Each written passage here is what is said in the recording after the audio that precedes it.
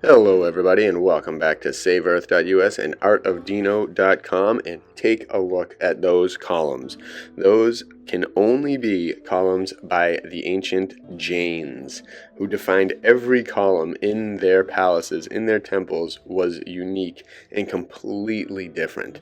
And when you think about that, the ramifications of that, and things like this, cities on top of mountains, just totally built in. Is the entire mountain the foundation? What came first, the mountain or the structure? I don't know. But either way, you think about those columns, every one of those are unique. That place looks like the Acropolis, but much better, with a dome on top. Maybe that's what the Acropolis looked like. Maybe the Jains made it back in the day. If they ran this entire realm, who knows? But either way, what you can say for people that are this unique is that they all constructed it. When we look at our buildings now, everything is cookie cutter. Everything's manufactured somewhere else and then put there. These things were being done on the spot, uniquely by artists. These are works of art that are unparalleled. And again, these are some of the most ancient buildings from some of the most ancient people. And I wanted to read a little bit from this book, one little section on the Jain architecture and a Jain temple in Ajmer. And again, I am blown away. If you've never heard of Rajasthan, check it out. Look at it. It is absolutely astounding. And again, we take for granted the fact that history of these people goes back thousands of years, whereas ours in America is very brief by comparison. North America in general is clouded in complete mystery. We don't know much. Even Europe, there's a lot of stuff that it only goes to a certain point that we really know about, and a lot of things are completely lost or have been corrupted. Doesn't seem like the Jains have had that type of corruption. And again, if you're not familiar with the Jains, they're like a distant ancient Buddhist sect. I believe I've done many artworks based on their Srimad Bhagavatam, which I love. And that's where, if you ever hear me say 6 billion miles wide, 6 billion miles high, the structure of the universe, that is my favorite one to date. Several concentric rings of milk and nectar oceans and all this amazing stuff that we can't even fathom, with Mount Meru of gold in the center. I just love it. I love what they think about, and they're so old that you got to give it at least some credit, and we can't prove it wrong, so hey, I'd like to believe it. Either way, our history, again, short, totally misguided and totally corrupt. Theirs, very detailed and deliberate. And so I'm going to read a little bit. I'm going to include the link below because I definitely recommend you check out this book, because it's got a lot of gems and a lot of great things about antiquity within it. A lot of treasures and a lot of cool elements of history that are just not very commonly heard and whatnot. So I definitely recommend it. And there's a couple parts of this section that read about 5 pages, pretty much toward the end of pretty much the first 5 pages of the last chapter of this book, on page like 760 or 759, whatever that was. And I believe you all are going to like this. So I'll chime in again from time to time and take a look at the table of contents and all these clips that I'm showing. I'm going to show all the pages and engravings from the book, and then I'll go into some modern photos as well. So here we go. Ajmer, A-J-M-E-R, has been too long the haunt of Moguls and Pathans, the Goths and Vandals of Rajasthan, to afford much scope to the researches of the antiquary. Whatever time had spared of the hallowed relics of old, bigotry has destroyed, that's the way of the world, or raised to herself altars of materials whose sculptured fragments serve now as disjointed memorials of two distinct and distant eras, that of the independent Hindu and that of the conquering Mohammedan Tartarian, whose Eidgahs and mosques, mausoleums and country seats, constructed from the wrecks of aboriginal art, are fast moldering to decay. So this is basically claiming, which I also believe, that the Jains were just, and the Hindus, the ancient Hindus were the ones that created these amazing works of art, and the Tartarians and conquering races came and just kind of ransacked, ruined, and kind of belittled by setting up their own architecture that was not as good, not as holy, not as sacred. The associations they called forth afford the only motive to wish their preservation, except one, quote, relic of nobler days and noblest arts. I like that. Nobler days and noblest arts, and that is the truth. When we look back at history, we see a people that are not more primitive than us. They are definitely more noble, and their arts are superior, and there's no way to deny that. If they can create these buildings that you see in some of these engravings, then they need to be put on a pedestal above all else, because they're the most beautiful buildings I've personally ever seen, and they're not even close to their prime. We're just seeing their ruins, and their ruins are amazing. So, wow, amazing. So, which though impressed with this double character, every spectator must desire to read from the sweeping sentence, the edifice before the reader, a visit to which excited these reflections. Let us rather bless than execrate the hand, though it be that of a Turk, which has spared, from whatever motive, one of the most perfect as well as the most ancient monuments of Hindu architecture. It is built on the western declivity of the fortress and called Ure Din Ka Jopra, or the Shed of 2.5 days, from its having occupied, as tradition tells, its magical builders only this short period.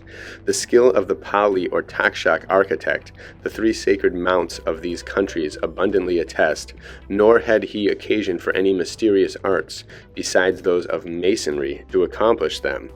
So very interesting there. If this is just masonry, then wow. In discussing the cosmogony of the Hindus, we have had occasion to convert their years into days. Here we must reverse the method and understand, as in interpreting the sacred prophecies of Scripture, their days as meaning years. Had it indeed been of more humble pretensions, we might have supposed that the monotheistic Jain had borrowed from the Athenian legislator Cecrops, who ordained that no tomb should consist of more work than 10 men could finish in 3 days, to which Demetrius the Phalerian sanctioned the addition of a little vessel to contain the ghost's victuals. Must have been when the urns came into play. But again, very different. 3 days, 10 days of 10 men, 3 days work back then is a lot different than the productivity of 10 men, 3 days work now, as far as the arts and creating a sarcophagus or massive buildings or massive structures or massive mausoleums, all this stuff. But again, we don't know. Could be years, blah, blah, blah. The temple is surrounded by a superb screen of Saracenic architecture, having the main front and gateway to the north. From its simplicity as well as its appearance of antiquity, I am inclined to assign the screen to the first dynasty, the Gorian sultans, who evidently made use of native architects. So again, when we hear native, we tend to think Native American, primitive, boom, Aborigines, blah, blah, blah. But made use of native architects here. Native Hindu ancient architects, I don't think were primitive at all. I think they were actually the opposite, and they were far more advanced. May have even been giants, maybe of different colors, maybe of different realms of the Jains, maybe of something we can't even fathom, like the stuff depicted in their art everywhere. You don't see those kind of elaborate depictions in cave paintings anywhere, and that's what an Aborigine kind of does. They scratch things onto walls. This is a lot different. They're deities. You can't come up with these multi-thousand-armed deities, multi-headed beings that have these elaborate histories and sacred stories about them. You can't come up with that from just being in a cave and thinking and just seeing the nature around you. It's absolutely impossible. People don't know what they can't fathom. And so this race that was creating all this architecture with these amazing inscriptions and elaborations must have seen these things and learned these techniques from another people or from their own experience as well, in their books and their research and all of this stuff, which is all lost to us now.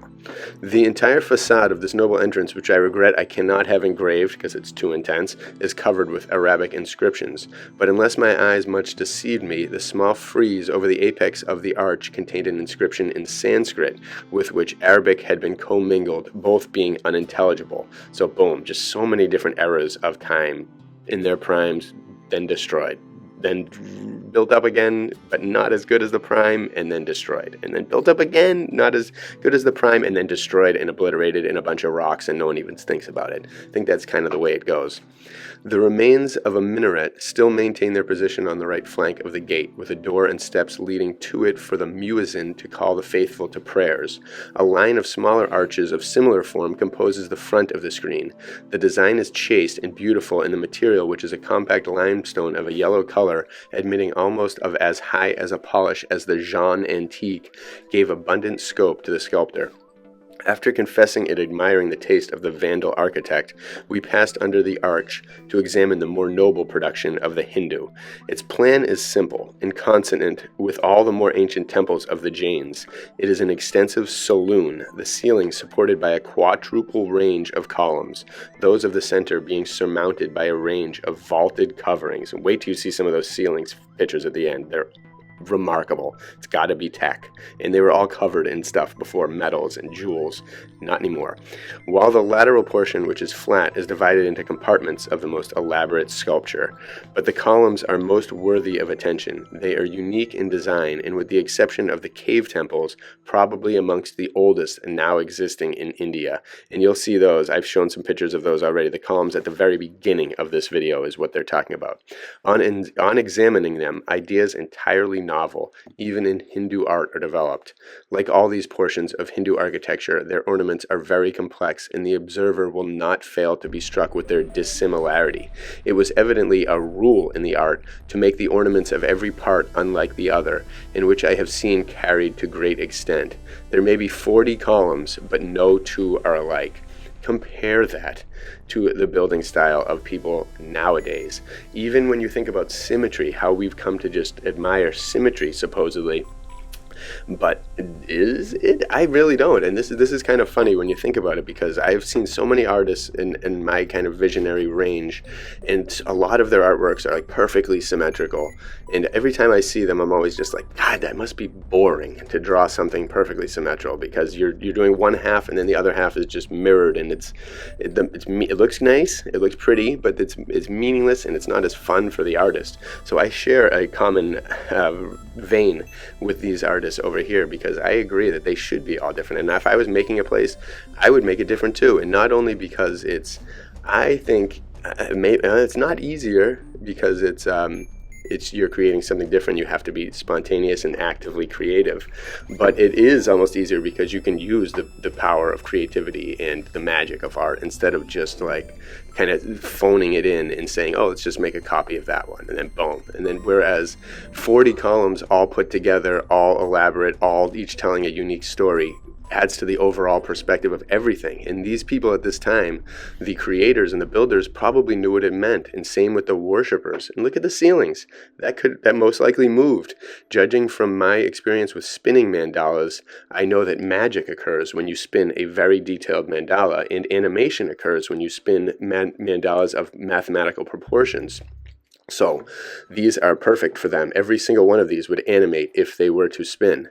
And so did they? Did they just stall at these points? Have the mechanisms stopped? If they were made with metal, did they work? Did they then activate themselves? Did they charge? Who knows? But either way, this tech is so beyond our capabilities now in the present day that we can't fathom it. And so again, did people like us, Jains, that we see now walking in gardens afraid to step on bugs, are they the same people, or was it, did they preserve the religion, but the people themselves were maybe of a different stock? I don't know. Either way, just putting all these things out there, because there's a lot that comes from observing architecture like this and putting two and two and two and two together. So here we go. The ornaments of the base are peculiar Masonic squares. I wonder if that was added later or something else.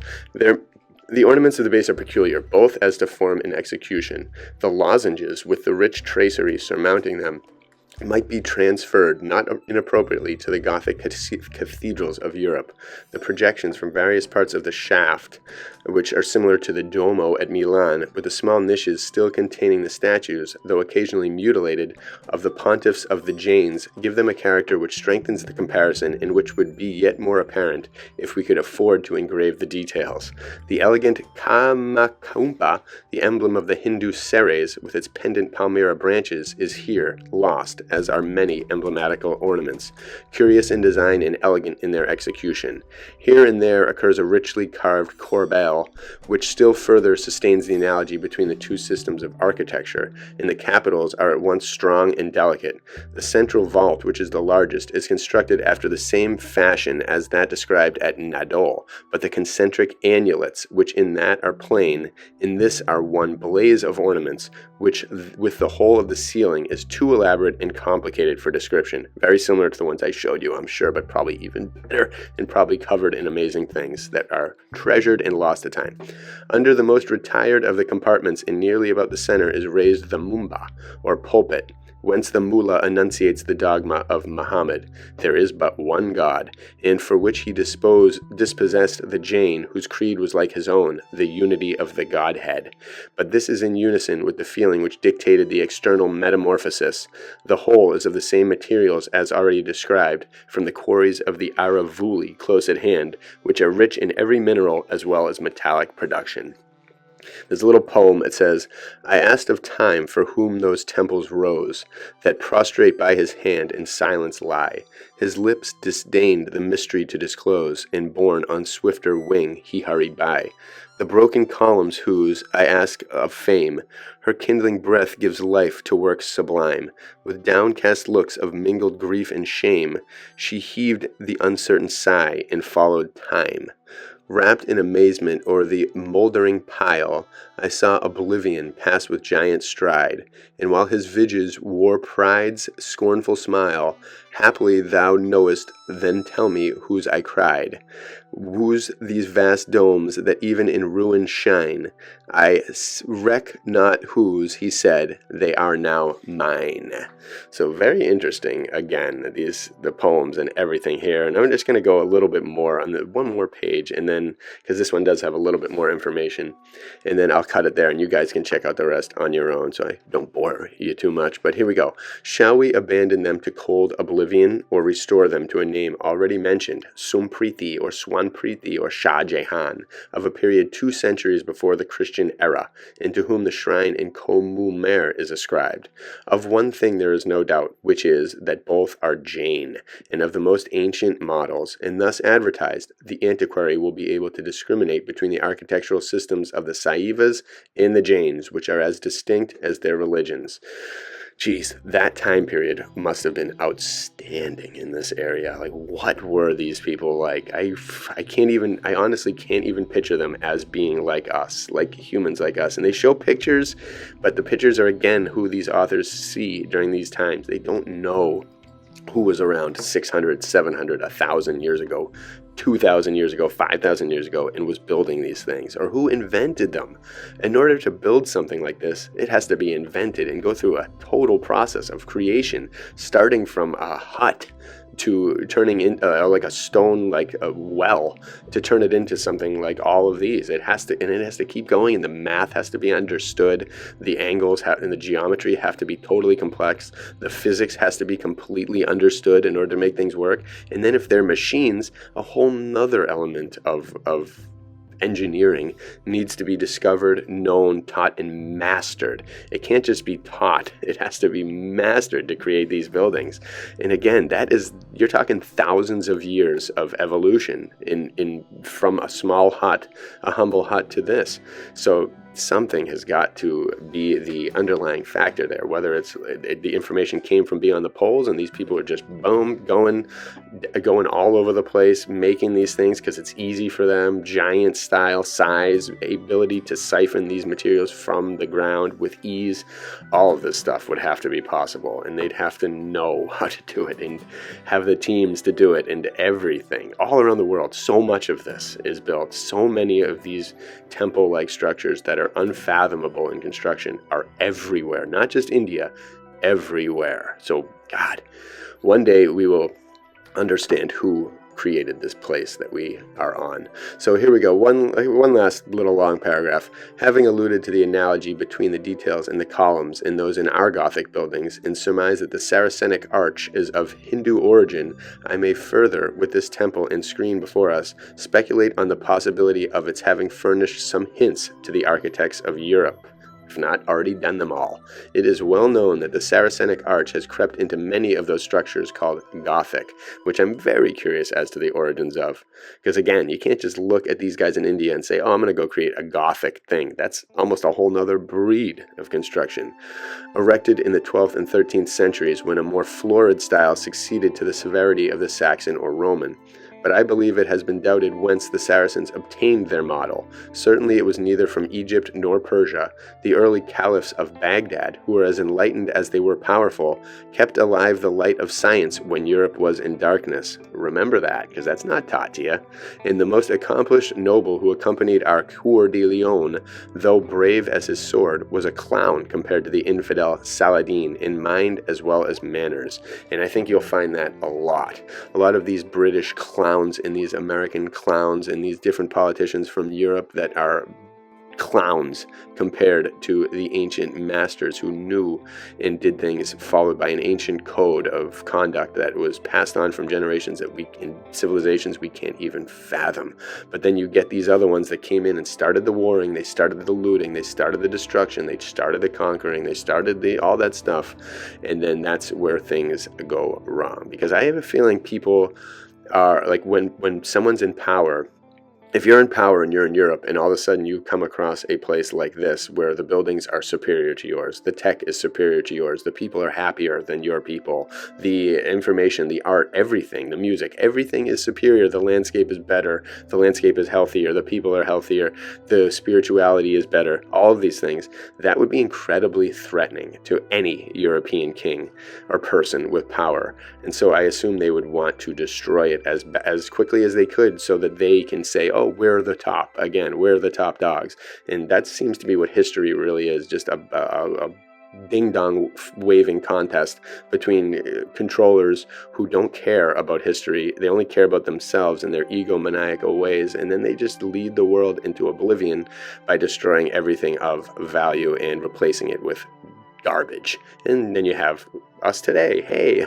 But here we go. The influence of these polished foes on European society it would be superfluous to descant upon. The lieutenants of these caliphs who penetrated from the delta of the Indus to the Ganges from 4 to 5 centuries prior to this event, when Walid's arms triumphed simultaneously on the Indus and the Ebro, produced no trifling results to the arts. This very spot, Ajmer, according to traditional couplets in the poetic legends of its ancient princes, the Chauhans, was visited by the first hostile force which Islam sent across the Indus, into which Manicharay fell a sacrifice. What ideas might not this Jain temple have afforded to the light of Ali? For Roshan Ali is the name preserved of him who, in ships landing at Anjar, marched through the very heart of India and took Gurbeetli, the citadel of Ajmer, by assault. The period is one of total darkness in the history of India, save for the scattered and flickering rays which emanate from the chronicles of the Chauhans and Jalots. But let us leave the temple and slightly describe the castle of Manicharay. So I'm going to stop it there on page 782. And you guys can again check the book a little bit further because it does have a lot more interesting things. There's a few other parts coming up where it talks about the gardens erected on the embankment of the lake must have been a pleasant abode for the king of the world while his lieutenants were carrying on the war against the Rana. There's interesting, amazing stuff. Talk about the lakes. They talk about the purity of the lakes and the different temples that exist on top of them. There are so many different things in this book that go through so much history. It's absolutely ridiculous. And so I really think you should check it out. I think you all would like it. I actually want to read this one part that I forgot about it. In a couple pages later, on 784, it says, here it is. In one short century from this tyrant who grasped... here we go. They did repay his cruelties by the destruction of his race. In one short century from this tyrant who grasped each shore of the peninsula, the Mughal power was extinct, while the oppressed Rajputs are again on the ascendant.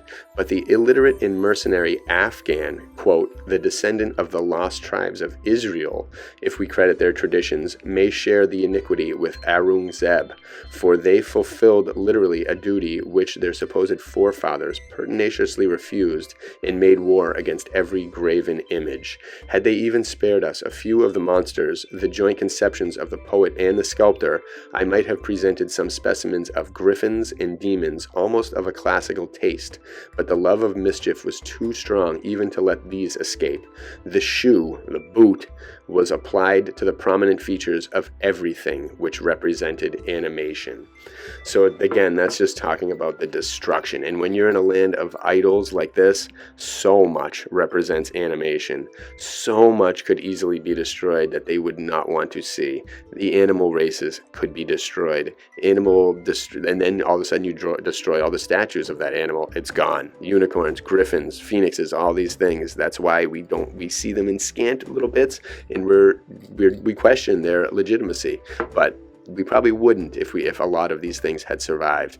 And imagine all of them. There are so many things, and it's just a miracle to imagine these civilizations thousands of years ago creating such absolute wonders of imagination that most likely are based in truth, that have been so lost to all of us in this present TV internet generation that we can't even fathom anything. None of us. How many of us do you think it would take to create one of these temples? And could we ever do it? How long would it take? Even if all the pieces were laid out for us, how would we do it? How would we piece it together so perfectly, so precise, such angles, such precision, such delicacy, such absolute sheer perfection? So again, what were these people of our distant past? Were they even the same blood, the same soul, the same machine as us? I have no idea, but they were amazing, and I love the fact that their art was very unique and constantly different, and their belief in respecting all life forms. Again, I love the Jains. I really do. I praise the Jains. I will put some of my Jain artwork here towards the end so that you guys can see it if you've noticed it already, and there's more to come as well, because there's so much influence from these ancient people, and I honestly feel when you dive into them and celebrate their artwork and honor their artwork, things come. It's like the ultimate meditation on things, and that's one way that I feel where ideas and thoughts come into play that may well be based in reality or could be total garbage, but they feel right and they feel nice, and you allow your mind to open up to the possibilities, and then new avenues come in. And that's probably how the mind had to evolve in order to get to these states of creation, because we don't know any of these artists. None of them have survived the test of time, but they've created the most amazing buildings that are still in awe thousands of years later, and more in awe than they might have been then. If we lived in a civilization where these buildings were everywhere, we probably wouldn't appreciate them as much. But now we live in a place where the buildings are brutalist crap, and so these buildings like this are like, wow. And we even wonder if they were power generators, which I think they definitely were. I think they all had a purpose. Otherwise, there's no point in that tech. There's no point in such elaboration. It had to have a purpose. It had to do something.